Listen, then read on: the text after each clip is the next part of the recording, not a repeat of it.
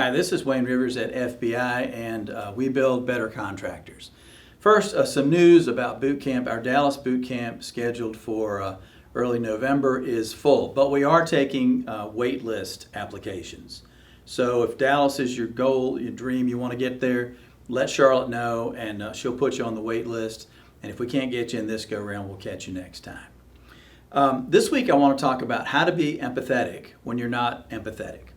So if you read the business press today, it's all about emotional intelligence and showing empathy and relating to your employees and all that stuff. But some of us aren't naturally empathetic. In fact, we recently here at FBI, we took the EQI instrument, which kind of measures your emotional intelligence in several different areas. And those of you that know me probably suspect that I didn't score all that well on empathy. I'll tell you where I did score well at the end of the blog, and those of you that know me won't be surprised at that either. But emotional intelligence is strongly associated with success as a leader, and it just improves your engagement with your teams. So what about this is important to you? Well, if you think about today, the CEO job is the hardest it's ever been. So you've still got, the huge responsibility of steering your corporate ship. You've got to drive revenue, you've got to drive margins, you've got to engage in business development, you've got to acquire talent, you've got to retain talent, you've got to have customer satisfaction. I mean, all those things that you've always done, you've got to still do. But now you're supposed to be an empathetic leader, which maybe you haven't had to be in the past. So let's just maybe a quick definition of empathy, and that is simply connecting with your people in a meaningful way. Okay? So if you're not empathetic, and it doesn't come naturally to you, what do? Well, I've got a simple answer, I think, and that is you need a playbook, right? If something doesn't come naturally to you, you've got to be prompted, you've got to be reminded, so you need a bit of a playbook, and the playbook consists of two things: one, questions, and two, listening, all right?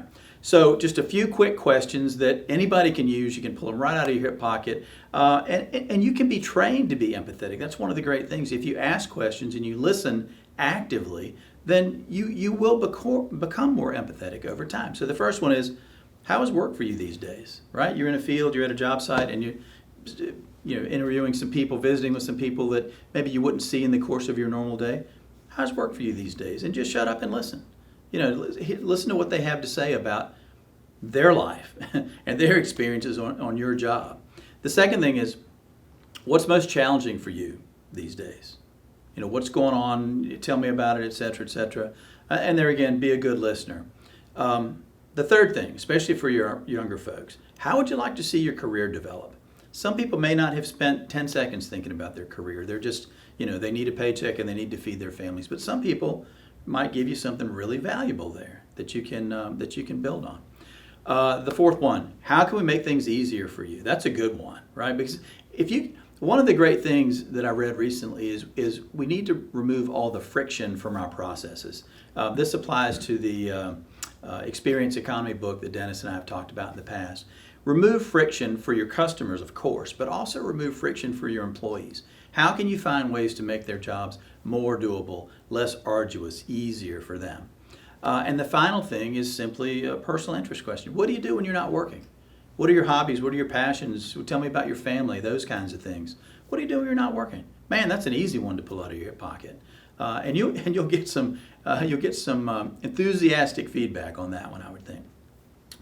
Ask follow-up questions when you get a chance. When somebody says, "Oh boy, I really like photography. How'd you get into photography?"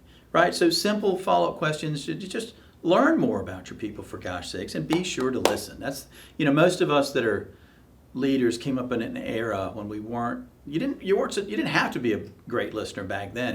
Empathy wasn't on anybody's radar screen. It wasn't even a dictionary term that we learned about. But now that's just not the case. So listen to your folks, okay?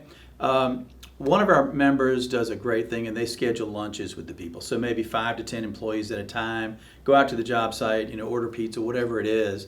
But get out there and be with your folks, and get them into a sort of semi-informal setting, and just ask the questions and listen to them.